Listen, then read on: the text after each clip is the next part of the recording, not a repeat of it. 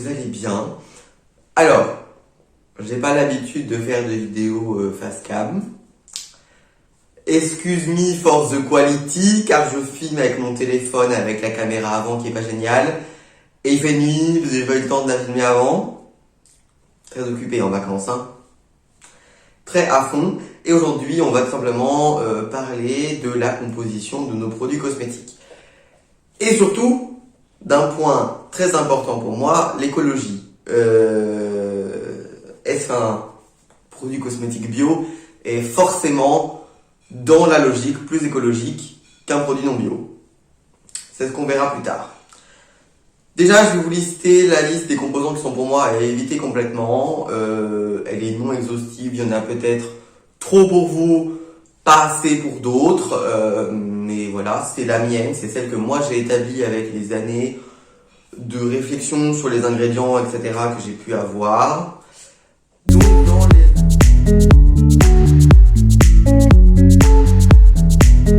Donc dans les listes des composants à éviter, je suis désolé si je regarde par là, mais il y a mon PC avec mes notes. Donc voilà, je regarderai souvent par là. Dans les premiers, on a le disodium DTA et ses sels. Donc le tétrasodium DTA, etc., etc. Le DTA en général, il est extrêmement problématique puisque c'est un ingrédient qui, à la fabrication, pollue énormément et ne se dégrade absolument jamais dans l'environnement. Voilà, et n'est pas traité par les stations d'épuration, ils n'arrivent pas à le traiter, car il est trop petit. Voilà, trop bien. Ensuite, j'ai mis l'huile minérale pour le visage et les cheveux. Alors, je vais m'expliquer, mais l'huile minérale, ce qu'on va appeler Paraffinium liquidium, petrolatum. Petrolatum, ce serait plus de la vaseline, cire de pétrole. L'huile minérale n'est pas une mauvaise huile, elle sert juste à rien, c'est tout. En très gros, elle ne sert à rien, c'est-à-dire que elle n'apporte pas de bénéfice réel à la peau. Elle va juste être là pour hydrater et nourrir la peau. Donc voilà, pas de grand intérêt. Et surtout, autre intérêt génial qu'elle a pour la peau, elle bouche les pores. Ayant une peau plutôt grasse, comme on peut le voir avec cet effet friteuse que j'ai sur le visage, c'est la fin de journée, on a fait les magasins, donc là j'ai la peau bien friteuse. Je me suis pas repoudré pour la vidéo, je me suis dit nature peinture c'est mieux. Donc vraiment, huile minérale pour le visage parce que c'est occlusif, donc ça vient boucher les pores et donc ajouter des boutons automatiquement. Les silicones. Les silicones, on va mettre dans une catégorie de produits très particuliers, cheveux, visage et make-up. Pourquoi? Dans les cheveux, c'est inutile. Le silicone est un cache-misère. Le silicone ne sert à rien, à part gainer et lisser le cheveu, il ne sert à rien. Et aujourd'hui, on arrive dans le naturel, en tout cas dans le moins caca, à faire des choses beaucoup mieux pour la planète et pour le cheveu. Pour le visage, ça paraît logique, ça bouche les pores aussi, donc voilà, bof. Et dans le make-up aussi, je vais m'expliquer. Sachez que dans la plupart des fonds de teint qu'on va acheter dans le commerce, que ce soit votre fond de teint préféré de chez Huda Beauty ou votre fond de teint je mets Maybelline, il va principalement et quasiment uniquement contenir que du silicone. D'ailleurs, généralement dans le top list de la composition, on va trouver du cyclopentasiloxane, mais ça, on y reviendra un petit peu plus tard. Ils sont généralement composés entre de 3 à 10 silicones par fond de teint, ce qui est énorme. Et c'est pour ça que vous avez la peau, quand vous mettez vos fonds de teint préférés, lisse comme jamais, parce que ça contient tellement de silicone qu'en fait ça vient faire une couche plate sur le visage, déjà qui est pas très jolie, et puis surtout, ça bouche les pores, Donc moi ça me fait beaucoup rire quand il y a écrit par exemple sur les fonds de teint Vichy ou La Roche-Posay non comédogène alors qu'ils contiennent 5 silicones. C'est très drôle. Ensuite, j'ai mis le phénoxyéthanol, qui pour moi est plutôt un produit à éviter, mais on y reviendra. Je l'ai mis surtout dans les produits pour bébés, puisque ça a été prouvé, il est hépatotoxique pour les bébés, donc c'est-à-dire qu'il est toxique pour le foie. Il a normalement été interdit en Europe dans les produits cosmétiques pour bébés, mais bon, regardez les étiquettes, parce qu'on ne sait jamais, les industriels. Ensuite, j'ai mis le BHT, ou butyphénil, je sais plus quoi. Je vous mettrai le nom en entier au montage. c'est de la merde, hein, puisque c'est un conservateur qui vient se stocker dans les graisses du corps. Alors même s'il a juste été, pour l'instant, jugé potentiellement perturbateur endocrinien, un conservateur qui stocke dans les graisses du corps, c'est pas bon. Hein, voilà. Ensuite, on va justement revenir à nos fonds de teint préférés, puisqu'on va aborder le cyclopentasiloxane, avec un nom comme astre, le truc. C'est un silicone, mais un silicone perturbateur endocrinien qui a été avéré. Il est à éviter absolument, puisqu'on va le retrouver généralement dans les top lists. Donc, il va être concentré entre minimum 1% à 10%, ce qui est énorme. 10% dans un produit cosmétique, d'un produit qui est potentiellement perturbateur endocrinien et qu'on peut potentiellement s'appliquer tous les jours, ce n'est pas génial, hein. Donc je conseille pas, hein. Non. Ensuite, on a les filtres UV chimiques. Alors, les filtres UV chimiques, notamment l'octocrylène, l'homosalate, hein, que j'ai mis, sont soit jugés perturbateurs endocriniens ou même sont en cours d'évaluation par l'Europe ou étaient interdits. Par exemple, l'octocrylène était interdit en Haïti parce que il dégradait les coraux. Donc bon, s'il dégrade les coraux, il te dégrade la santé aussi, ma reine, hein. Donc voilà. Puis l'octocrylène aussi, on a vu que si on le gardait plus d'un an, il migrait vers quelque chose d'extrêmement dangereux. On va éviter, hein. Puis en plus ils sont très polluants à fabriquer et généralement ne se biodégradent jamais, donc on va éviter. Un ingrédient que beaucoup de gens voient dans leurs produits mais ne savent pas réellement ce que c'est le butyphénylméthylpropional. Bien sûr, logique. Qui peut aussi être appelé Lilal. Il sera interdit en Europe à partir de 2022 car c'est un allergène contenu notamment dans les parfums. On va pouvoir le retrouver notamment, alors vous n'allez pas voir, je vais vous baisser un petit peu, chez Rituals. Rituals est un fervent utilisateur du butyphénylméthylpropional. Il y a certaines de leurs compositions qui ont déjà été revues et donc on n'a plus cet ingrédient dans leurs produits. Mais c'est vrai qu'il est quand même toujours très présent et on ne sait pas trop ce qu'il fait à la peau, ni sur le corps humain. Et en vue des études qui ont déjà démontré qu'il pouvait induire quelque chose dans le cerveau, on ne sait pas trop quoi, mais des choses, il va être interdit en Europe à partir de 2022. Donc Ritual sera obligé de revoir ses compositions. Ensuite, les PEG. Attention, pas tous les glycols, mais bien les PEG, polyéthylène glycol, qu'on va souvent pouvoir retrouver sous par exemple PEG 20 stéarate, PEG 120 castor oil par exemple, qui vont être donc des composés extrêmement étoxylés d'un produit naturel, par exemple le castor oil. On dit souvent c'est quoi, de l'huile de castor? Non, c'est pas de l'huile de castor, c'est de l'huile de ricin. Qu'on va tout simplement, on va ajouter tout simplement des polyéthylène glycol dans cette huile de ricin pour la rendre par exemple soluble dans l'eau ou pour en augmenter, soit baisser la fluidité, soit l'augmenter, ajouter des propriétés, etc., etc. Ils sont très polluants à la fabrication, donc on vous les conseille pas. Polyéthylène glycol, bon, c'est la même merde. Et ensuite, la famille des parabènes. Mais on va émettre une réserve parce que vous verrez après. Famille des parabènes, très mauvais pour les jeunes enfants et pour l'environnement parce qu'ils sont polluants, mais c'est le moins allergisant de tous.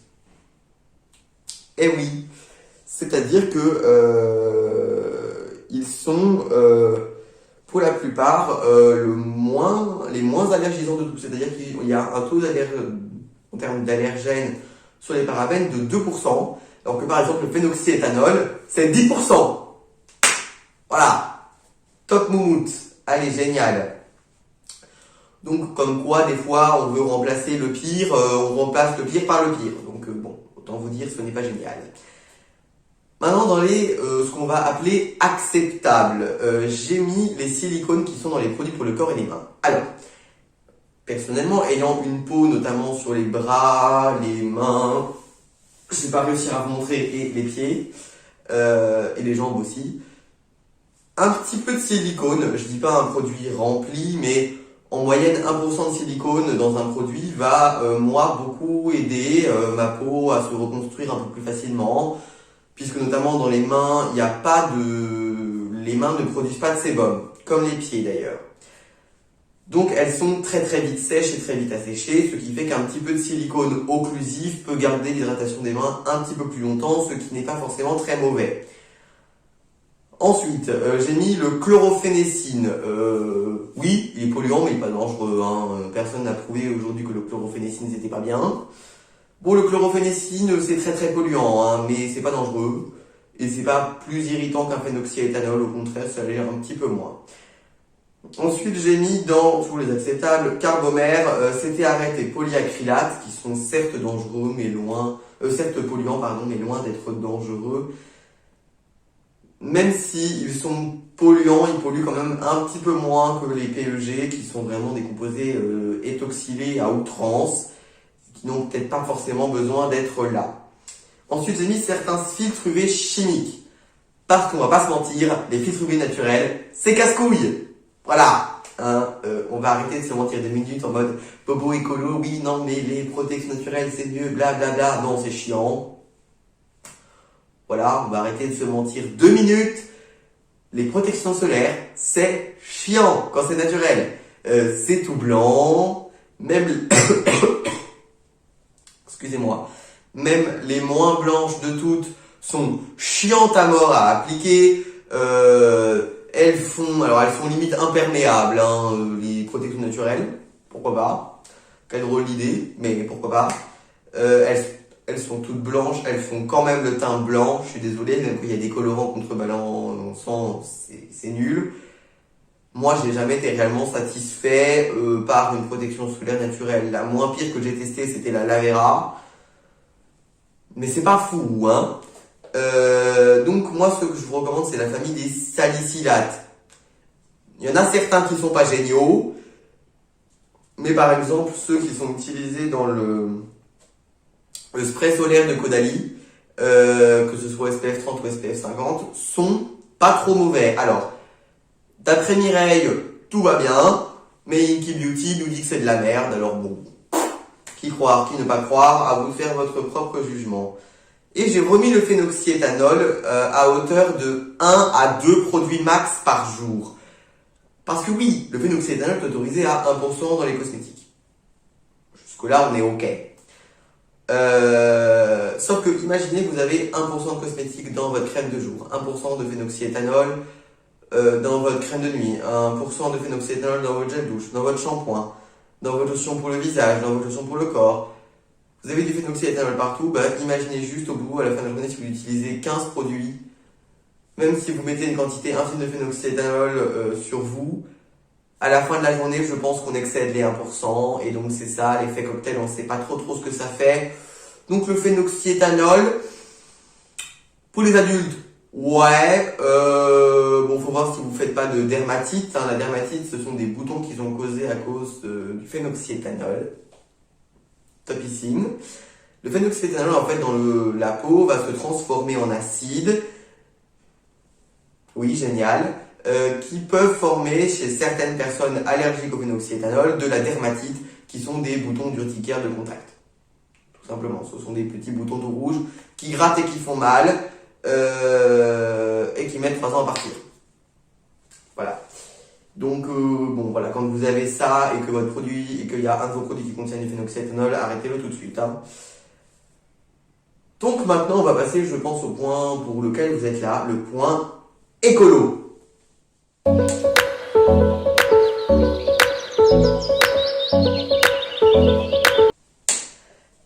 Je vais poser cette question à mon entourage et même à moi-même. Est-ce qu'un produit conventionnel est plus polluant qu'un produit bio, en sachant qu'il faut tout prendre en compte? Tout. C'est-à-dire de la production de l'ingrédient jusqu'au magasin. Tout.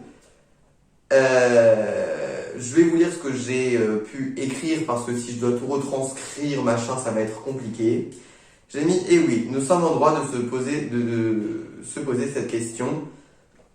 car aujourd'hui, je peux vous l'affirmer, un produit cosmétique bio ou non ne peut pas être neutre pour le climat. N'est-ce pas la Vera, qui certifie ses produits climat neutral?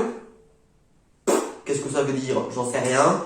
Mais en tout cas, j'ai été regarder sur le site internet de ce fameux logo climat neutral. C'est pas très clair. Car il faut tout prendre en compte. Donc si on prend en compte la fabrication des ingrédients, la fabrication des contenants, puis l'assemblage en usine, qui pollue aussi, mais peut être compensé si par exemple on va utiliser pour l'électricité des panneaux solaires ou des éoliennes, ou on a un barrage à proximité, on est presque sûr que l'électricité de notre usine vient de ce barrage à côté. Ouais. Si on utilise par exemple pour laver les machines ou pour laver le sol des produits détergents certifiés EcoCert, on contrebalance, même si on ne peut pas contrebalancer à 100%, on est bien d'accord.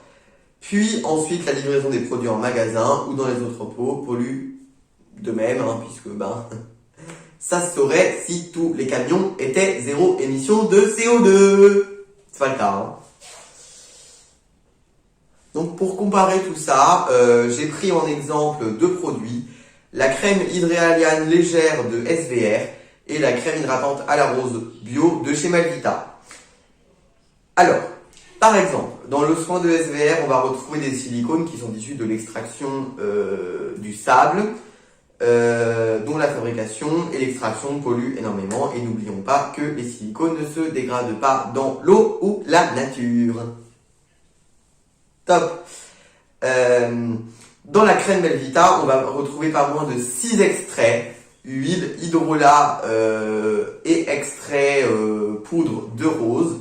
Sauf que cet extrait ne vient pas de la porte d'à côté. Voilà. La rose, on en produit par exemple en France, à Grasse, mais cette rose-là, elle va notamment se retrouver dans le numéro 5 de Chanel, surtout dans des parfums de haute parfumerie, parce que la rose française est très très chère, et on n'en fait pas de l'huile ou des hydrolats avec, je vous rassure. La rose vient plutôt généralement de Turquie, du Maroc, d'Algérie, voire même d'Asie, un peu plus loin, mais surtout de ces pays-là, Turquie, Maroc, Algérie. Donc vous imaginez bien le Maroc, on n'y accède pas en voiture, il faut un bateau ou un avion pour y aller, donc bon. Voilà. Extrêmement bio donc. Cet extrait ne vient pas de la porte d'à côté, le transport et l'extraction de l'huile de rose qui va consommer de l'électricité et de l'eau pour refroidir par exemple les machines. Et puis cette crème contient des dérivés d'huile de coco. Alors, on va venir dans le sujet qui fâche, l'huile de coco. L'huile de coco est l'une des huiles qui a le plus grand impact environnemental au monde. Voilà. Et vous pensiez que c'était le palme? Eh ben non, c'est la coco. Alors pourquoi on n'en parle jamais? C'est une bonne question, je ne sais pas. Sachant que l'huile de palme met en moyenne 60 espèces protégées en danger, l'huile de coco en est 66. Voilà. Donc ouais, l'huile de coco c'est de la merde. Et qu'elle soit bio ou non d'ailleurs. Elle vient tous du même endroit, qu'on le sache. Et l'une des huiles qui a le plus grand impact environnemental, elle consomme énormément d'eau. C'est généralement en plus des monocultures, et puis on le sait que pour la terre, les monocultures c'est pas génial, parce que ça va consommer énormément d'eau, on va rendre les terres de moins en moins fertiles, ce qui va poser beaucoup de problèmes aux populations locales, etc. On va aussi souvent asperger ces champs énormes, même en bio, de pesticides trop génial. Oui, parce que sachez que même quand c'est du bio, ils peuvent mettre par exemple certains pesticides sont autorisés en bio, sachez-le.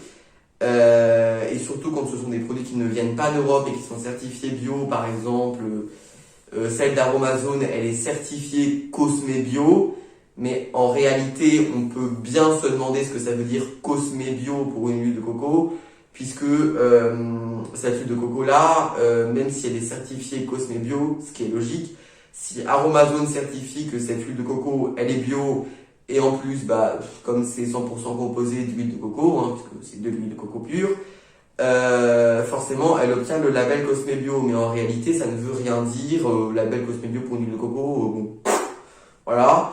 Ou par exemple, l'huile de coco Biovita, Vita d'Or de Lidl, qui est aussi bio, mais bio avec le label européen, un peu flou, on sait pas trop. Donc même bio, l'huile de coco, elle n'est pas neutre, sachez-le. Donc c'est des cultures qui, sauf en bio, sont remplies de pesticides très toxiques qui sont généralement pas autorisés en Europe. Youpi! Cette huile met aussi en danger 66 espèces d'animaux menacés. Et en plus, dans ce soin, on retrouve des dérivés, des composés éthoxylés qui transformés, qui polluent encore plus qu'une huile de base. Voilà. Autant vous dire, le soin de Melvita ne pourrait pas être certifié climat neutral, hein, ou alors s'ils arrivent à compenser la production, mais bon. Voilà. Pour en revenir à celui de SVR, hein, pour en terminer. Il contient aussi du chlorophénécine, qui est un conservateur très puissant mais qui n'est pas dangereux. Par contre, il n'est pas neutre pour l'environnement. Donc au final, je pense qu'on arrive à une échelle de 50-50. SVR et ses silicones qui polluent à l'extraction de leur sable pour faire des silicones, et le chlorophénécine qui est la réaction de notamment l'oxyde d'éthylène, miam l'oxyde d'éthylène, et d'un autre produit dont je ne connais plus le nom, donc je vous le mettrai aussi en incrustation. Et bah c'est pas neutre pour l'environnement. Déjà l'oxyde d'éthylène ça pollue énormément de la fabrication, donc vous imaginez bien que un réactif de deux produits très polluants ça pollue, hein. Voilà, c'est logique, hein. Donc au final je pense qu'on arrive à une échelle de 50-50 parce que avec ces roses qui polluent beaucoup, même si elles sont bio, ces dérivés d'huile de coco qui sont pas géniales, on arrive à du 50-50, hein. Pour finir et conclure sur cette vidéo, donc pour conclure ma vidéo, je veux juste vous dire qu'à l'heure d'aujourd'hui, aucun cosmétique n'est entièrement bon pour la planète. Aucun! Qu'on soit bien d'accord, aucun! Ou pour l'homme. Donc ce n'est pas cela que je vous conseille de faire. Ce que je vous conseille, c'est de savoir lire les étiquettes, de savoir ce qui est bon pour vous, et non, en aucun cas, j'essaie de vous influencer. Je fais juste une comparaison avec les deux grands ténors, le conventionnel et le naturel, qui tous deux ne sont pas parfaits. Et oui, si tu vois un jour le logo climat neutral sur tes produits cosmétiques, n'oublie pas, c'est débile. Voilà. Pour mes sources, je vous les mettrai dans la description, mais je vais quand même les citer ici. Inky Beauty, Mireille App de la petite Gabi, et la vidéo sur les cosmétiques. Donc la vidéo les cosmétiques, ce qu'on vous a jamais dit, de Juste Elena, que je vous mettrai dans la description. Donc voici, je me suis inspiré de toutes ces joyeuses personnes pour créer cette vidéo. J'espère qu'elle vous sera utile, j'espère qu'elle vous fera réfléchir sur votre manière de consommer et sur votre manière d'acheter vos cosmétiques. Et arrêtez de penser que le bio c'est génial. Non, c'est pas génial. Ce n'est pas une solution à long terme en tout cas. On peut pas remplacer complètement nos produits conventionnels par du bio parce qu'au final, on va se dire bah, c'est bon, c'est bio. Oui, ben non, c'est pas parce que c'est bio que c'est parfait. Sachez-le. Donc voilà, en espérant que cette vidéo vous aura été utile, vous aura plu, je vais essayer de bosser un maximum le montage pour qu'elle soit agréable à regarder et pas trop chiante. Voilà. Et donc moi, je vous dis à très bientôt pour une nouvelle vidéo Cosméticomède ou une vidéo de ce genre si cela vous a plu. Ciao, ciao!